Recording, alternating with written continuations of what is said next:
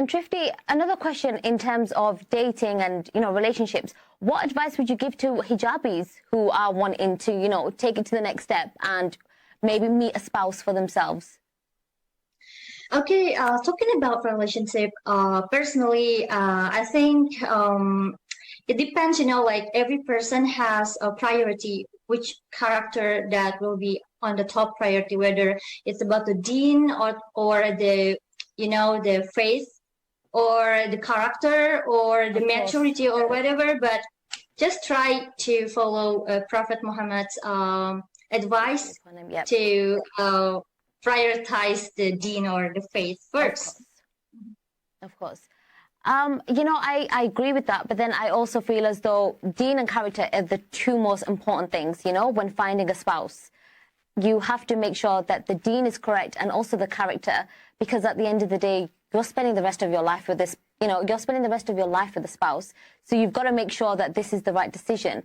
However, I also believe that, for hijabis and for non-hijabis, in terms of finding a spouse, it is hard. And the best advice I would give is be sure you're ready to take on that next step.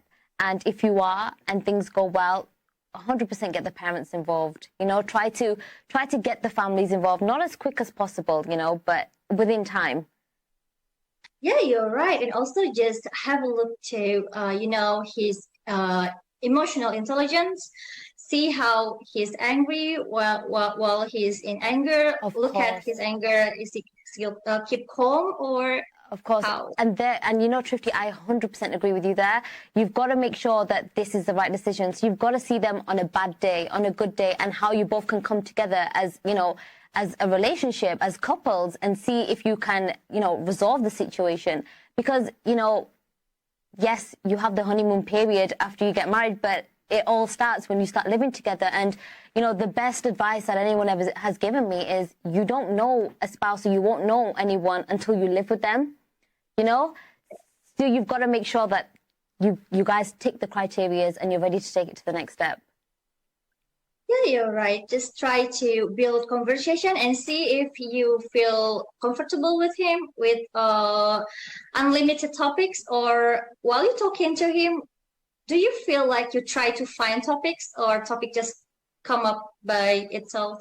So, yeah, of course. Yes. Just chemistry and compatibility are important.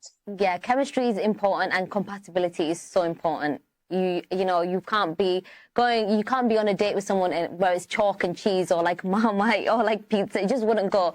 So you have to make sure that the compatibility levels are very high, and you guys are getting on and enjoying yourselves really with with the process. Yeah, and just make sure you have the same vision and mission too.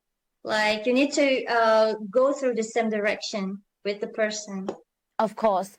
100%. But Trifty, do you feel as though it's a lot more difficult for hijabis to find a spouse as opposed to somebody who doesn't wear the scarf? I don't think so. If you want to find the right person, just go to the right place.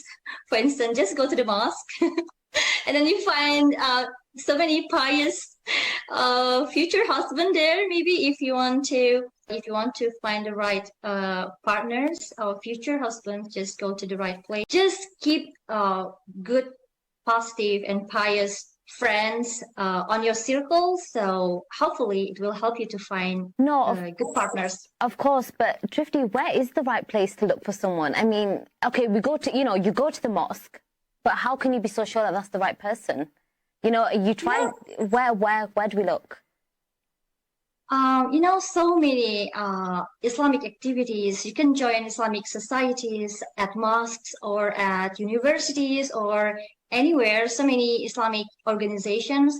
And from that, you can meet so many good friends, and your good friends can introduce you to their relative, that maybe have the same desire or the same life concept for the future life, for the marriage. Keep good friends in your circle. Of course, but Trifty, I can assure you, it's very hard to find a spouse in university.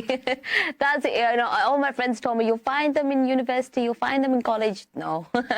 But like you said, you've just got to look in the right places. But I also feel as though Sometimes it's within Allah's qadr. In the meantime, just pray and just stay positive and just kind of, just wait, I guess. Wait in the right places, pray, like you said. Allah. Ask Allah, or just wait in the coffee shop. But we do have a question, again, anonymously on WhatsApp. And this is from someone who's just said, as this is a dating show, alhamdulillah, could I ask you to, what is the best way to approach a Muslim sister who I never met, for example, if she is a hijabi, and how do I make a good first impression? I'm very shy and nervous a little bit. Okay, approaching someone can be really tricky sometimes. Very scary. Yeah. So the best thing is to talk personally with her, and something general first, and then you can talk something. You can try to find the common interest between you and her, and then if you have already comfortable each other, then you can go further with the next conversation. If you want to talk about Islam or hijab or whatever, just get closer first and talk about common things. Get to know what is her interest. Of course. The common interest between you and her. Of course, and I think that's one of the most important things, because you don't want to be speaking to someone and you guys are complete opposites, and you go on a first date and you both are just not, you're not connecting and you're not enjoying yourselves, and it's just a very awkward time. But the advice I would give, approach a Muslim sister who I've never met, for example. Okay, so the best advice I would be is, like yourself, find the common interest, but kind of start a conversation, a very normal conversation, a simple start of, hello, hi, what's your favorite meal? Kind of like a normal conversation. You can ask about fashion or what kind of dress you like, something just about women things. Yeah, see if you guys watch the same Netflix show, anything that will have a common interest between you two. So I think that's very important. Now, obviously, a first time speaking to someone is very nerve-wracking. We've all kind of been in that situation. We all have the butterflies in our stomach and we all get very afraid. But like I said, the best advice to give is to kind of see the common interest, see if you guys, get along. And then if you do, then take it to the next step, which would be, a meal, coffee, and take it from there. But just relax and don't be as nervous. It's not as scary as it seems. Yeah, just enjoy the process. Don't really jump or in a rush to get closer, It takes time. Of course. And that's what it is with relationships, you've got to take your time with it. It's not something that can be rushed in the process. Yeah. This kind of building relationship.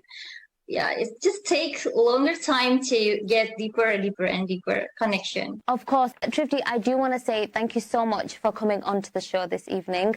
It has been great to have this topic with you, to discuss this topic with you. It's a very broad topic.